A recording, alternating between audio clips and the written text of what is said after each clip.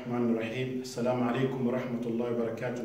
Ndugu yangu Muislamu, ukhti muslima, katika mada ambayo iko very sensitive, ni mada ambayo inazungumzia namna ya kuoga janaba. Kasema Allah subhanahu wa ta'ala katika Qur'an Karim, baada a'udhu billahi minash shaitani rajim, in kuntum junuba fatahharu.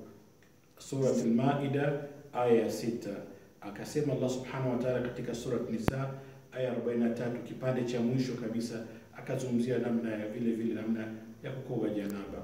Hii ni Qur'ani ambayo Allah subhanahu wa ta'ala katufundisha, na Mtume sallallahu alaihi wasallam katufundisha katika mafunzo yake katika hadithi zake. Hadithi ambayo ilipokelewa na Aisha radhiallahu anha, anasema Mtume sallallahu alaihi wasallam alikuwa akikoga janaba namna gani? Mtume sallallahu alaihi wasallam alikuwa akikosha mikono yake mara 3.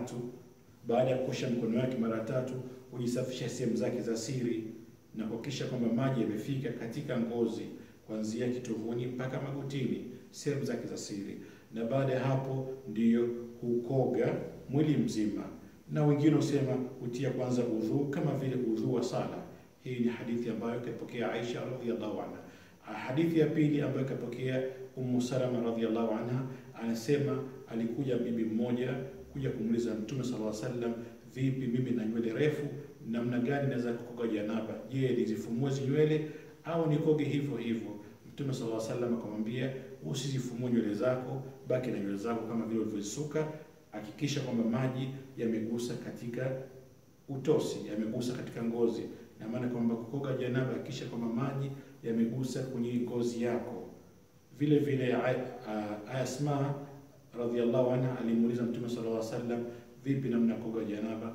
Akamwambia, ya Asma, kosha mikono yako mara 3.